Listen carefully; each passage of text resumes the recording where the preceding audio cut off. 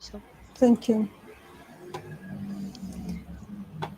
Okay, Thank Armando. you. I'm sorry for this Ah, inconvenience. no, don't worry. Thank you so much. You make it easier for us. Thank you for Okay. handling. Thank you, Orlando. We can start. I suppose we have a few participants. So uh, please, as I can see, we have a topic product ownership analysis. I suppose that it's very interesting topic in nowadays. And I'm grateful for you that you will share with us your knowledge, your understanding of this topic. So now the stage is yours, and all our participants, please, if you have some questions, some understanding of this topic, please let us know that in YouTube or on our community page, and I will ask about it after the presentation. Thank you. The stage is yours. Welcome. Thank you so much, and thank you for to everyone who is joining here today. The goal indeed is to talk about how business analysis can enhance and add value to the role of product owner. We come here also to listen to your experience, to your own thoughts about this role. Perhaps you have acted as product owners, or you have interacted with product owners. So the idea is to describe a little bit uh, what does a product owner do, and how business analysis can make it better. My experience on this role will help us. I have a certification on product ownership analysis. I think that will be one of the key terms we will manage today. And our idea is to go in three directions. First, to understand the role of product owner. Second, to see how business analysis helps define the role in a different way, and describe three techniques that I find are very useful for the work of a product owner with a business analysis mindset. I will conclude also telling you a little about the certification of product ownership analysis of the International Institute of Business Analysis, which I find can be helpful for people who want to expand on this direction. Well, when we presenters, speakers, tell about ourselves, I find that the most important thing I can tell about myself is that I like learning from people and interacting with people. So please feel free at the end of this presentation to share your questions or experience. I started serving the role of product owner more than 5 years ago. And I found in many situations that I had a mixed role. I was a proxy product owner or product owner, and I also was the business analyst in the delivery team. Sometimes you blend both roles, and we will see the advantages of that. And in some projects, you will find that you have differentiated roles. In some situations, you also interact with a product owner from the client. That's a very good situation, because when you have a product owner in the client, it means that the client has processes and mindset aligned to this role. So, well, I'm going to tell you a little bit about my experiences, what I did well, what I should have done better, and the learned lessons that I hope will bring more vivid and more realistic what we're talking about. Well, the role of product owner. One I put there in the word cloud some of the terms that are associated to this role. If you follow the Scrum framework, you see the product owner role is defined, and it said that the product owner is the custodian of value, the one that is always bringing value to the equation and making the delivery team conscious about value. So one of the things with that definition, one of the challenges is that value can be many things for many different people. When you ask what do you value in a product or what do you value in a service, you have different perspective. It can be, of course, the perspective of the customer, who is the main stakeholder, but also it includes the people who are the product managers, the people who are delivering the product. So you have different perspective, and everyone can have a different vision about value. So, saying that you are the guardian of value needs a little bit more of work. It's not that simple. In the case of the International Institute of Business Analysis, whose framework about product ownership analysis will be used today, we have a definition that brings attention to different processes related to adding value.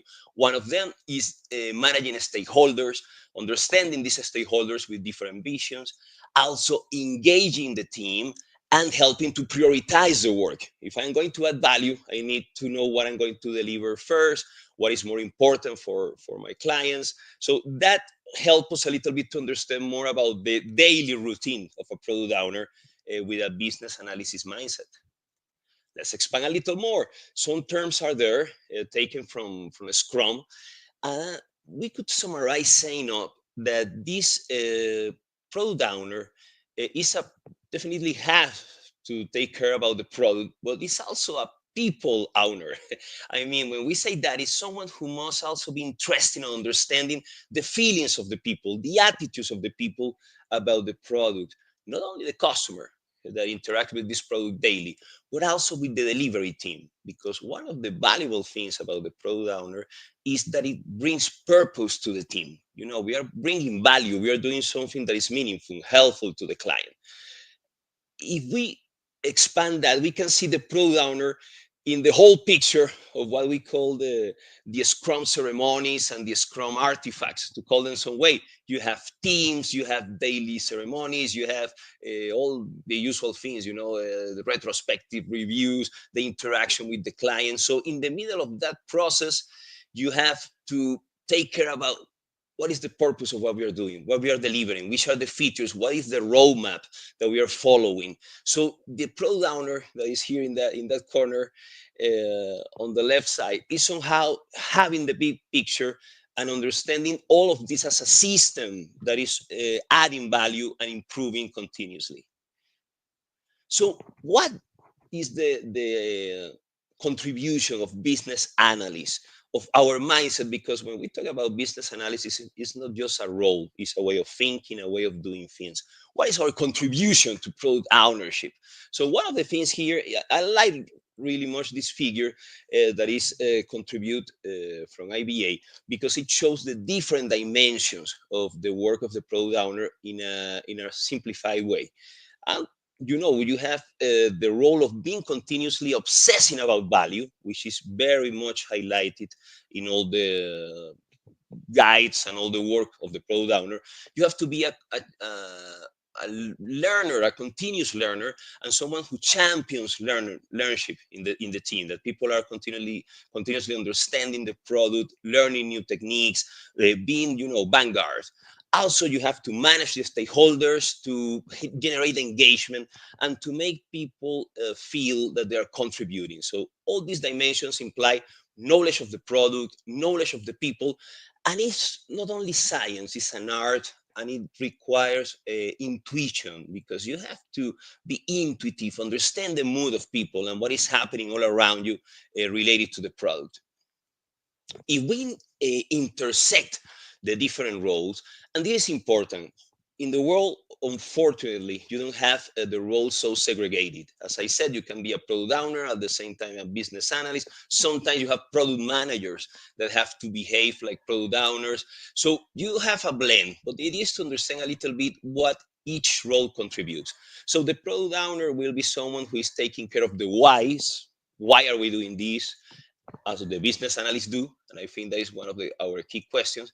In the case of the product owner, it says, okay, this is the reason why I need to deliver this product, but what should I deliver? Which are the most important features? What is the roadmap I should follow? Which are the releases? Who I am interacting with? What is the map of my stakeholders? What do they feel? Which are the attitudes? That's the kind of thing a product owner is continuously thinking about. A business analyst, as we know, understands the why and tries to transform this into deliverables, tries to develop, understand the requirements, map them. So that kind of blend is what we call the product ownership analysis. Someone who understand the requirements, understand the value drivers, understand the map of the stakeholders, how to manage them, and all the processes that the organization is performing to deliver the product to the client and learn from the client. So this openness is challenging, because when you have a rigid mindset of product, you have all the things defined. But in this case, you should be open to experiment and to try innovative techniques. So that is why we have, fortunately, a framework that helps to make all of this more systemic. I bring to attention this guide of product ownership analysis. I have it here with me. It's the one I used for the certification last year in product ownership analysis. The nice thing of this artifact provided by the International Institute of Business Analysis is that it helps us to understand first the different areas or dimensions of product ownership. So they are reflecting the image and include some of the things we have been talking here, obsessing about value, trying to cultivate the customer intimacy, which I find is a great word because we are making the customer a person. We are not talking about the customer as something abstract. We are taking care of the customer as someone who needs, who feels, who has pain points, and who has goals. So that empathy with the customer is a winning card of the role of product owner. And that links the requirements to people. When we are managing requirements as business analysts, we must remember that these requirements come from people or are used to serve people. So that kind of approach of understanding the emotional dimension of our products and our backlog is something that the product owner mindset highlights. We also have other dimension that we will mention, deliver often, because all these have to turn into deliverables, and also promoting that the team is engaged and understand the purpose of what they're doing. There are This is something nice from this guide, that we make connect the different dimensions with techniques that are helpful for that. It's very good when you have a toolkit of proven strategies and tools and concepts that have been continuously applied and has generated lessons that can be applied to make this your daily routine. So one of the things, I remember a colleague of mine who is also a BA and is part of IBA, that said that when he goes to a customer, to a client, one of the nice things of the client is that the client perceive you have an organized mind, that you have a clear understanding of how to proceed in some cases, how to approach, and which techniques you can apply to the situation, coming from your experience, from your openness, and being exposed to proven tools that have worked with others, and you are reusing and adapting to your context. So some of the techniques are mentioned there. Perhaps by the end, you can say which of those techniques you like the most. You have the usual, backlog management, the usual techniques related to understanding processes, to understanding the customer. And I'm going to, of those 29 techniques, that many of them are also mentioned in the BABOK, the body knowledge of the business analyst, I am going to refer to three of them that have been more differentiated for the case of product ownership analysis, and I have been using intensively. And I was very glad to see that the client I am serving now in my company is using. So let me refer to the three of them. I'm going to talk about the value stream mapping, the customer journey, and the empathy map. So let me expand a little bit about them. On the slides, you will see the different concepts. I'm going to be more linking them to the practical use of those techniques. I am going to be begin by saying that all these techniques try to understand how value is generated from the product, how value is perceived by the customer, and how it relates to the goals, pain points, and feelings of the customer. So we are trying to blend the three visions: what we do that adds value, where how does the customer interact with our source of value, and how does the customer feel about them?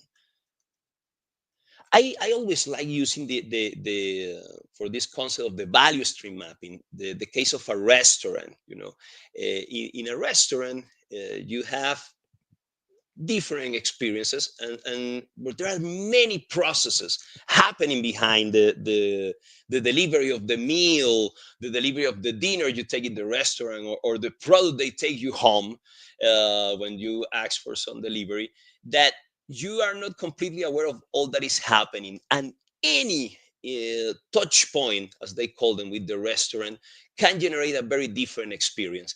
There could be a restaurant that it has great dishes, the best recipes, excellent and great wine and all this wonderful. But if the people serving you, the waitress, is not being empathetic with you, or is being rude, or if when you ask a product to take home and it's not ready on time, and even so, I remember a friend of mine who said that his indicator for the quality of a restaurant were the restrooms.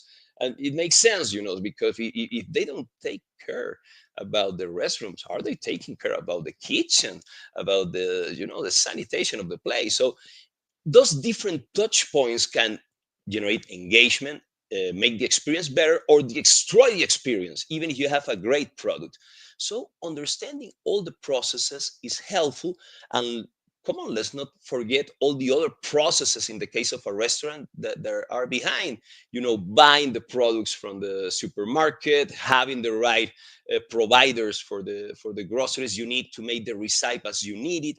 So that understanding of complexity brings attention that we need to understand a company as a sum of processes. And adding value is talking about how those processes connect, which are expanding value, and sometimes understanding which of them are destroying value. So, for instance, if you have a restaurant where most of the people are asking food uh, for their home or offices, because it's a restaurant that is more active at noon when people take lunch, perhaps you can focus on that instead of focusing on the presential experience of the restaurant. And I have a friend of mine who owns a restaurant who works like that. Most of the orders are people asking from their homes or their offices. So understanding the processes, and this is very important, is not only the role of the product owner. The idea is that the product owner have a team that with different views, with different perspective. It could be the people, in the case of a restaurant, managing the orders directly with the client, the people supplying, also the financial team that is behind the restaurant. All these people should be capable of sitting down and understand the processes of the company. In my case, I can tell you a wonderful case I currently have. I am serving a client with EPAM that show me all the architecture of its systems, show me all the different interactions with the client, the different channels they use, the web, mobile, show me all the different platforms they use. But I love that they join it with the customer experience. They related me with how the customer interact with the company. I'm going to expand on that. What we call the customer journey, the other technique. This company said something that I love. They said that they want to do the whole process from the customer that is not aware about the product until the customer becomes an advocate of the product. How do you do that transition from a customer that doesn't know your product and then can become a champion of your product? I was very glad when I noticed in the knowledge base of EPAM that has so many contents that for the customer journey, they also use the case of a restaurant. So it's a realistic case. There are colleagues of EPAM who work this content. I put the link there. And they show the case of someone who is doing an order with a restaurant and how the process goes. So they show that you can do this order and then you have a time until the order is taken and accepted. So that's important to take into account in the process. And they have the difference interaction with the client of this restaurant that the developers, the delivery team consider for this case, web, mobile, even presential. So I like that in our company, we also use restaurant as an example. And let me put it here with another case. How can you construct the customer journey? This is a case we use with the students in a university here in Colombia. I am connected from this country, and we have made some presentations with the students. So there are two cases they love. One of them is the customer journey to do a trip. They put themselves in the shoes of someone who is about to travel, so they have to do the reservations, they have to book the flights, the hotels, and also how they are going to organize their trip and share the experience of their trips, for instance, in social networks. So all that process is something that we like to draw with the students, and they understand the different steps and how each step can ruin or enhance the experience. Another case we use, and it's very sensitive, is the case of hospitals. How is the care for patients? So when someone goes to a hospital, let's say for an exam or for some appointment with a doctor, all the process, and that does not only include the people serving on the health sector as doctors or nurses, it also includes the administrative people, the people who give you support in the process. So those cases are very helpful. On the payments industry where I serve, it's also very important to understand the support process. I mean, are there processes for things when they go wrong? In the case of payments, an industry I have worked many years, it is important that you have clear processes for cases when the transactions are not authorized. When you pay with a credit card and it doesn't work for whatever reason, that you have expired card or that you don't have funds, and also how do you manage dispute chargebacks. Is important to manage the unhappy path. So the value stream mapping, there you can see some description of the technique, but the important word here is processes and how they add or contribute to value. And the customer journey, I would say that the key word here are the touch points.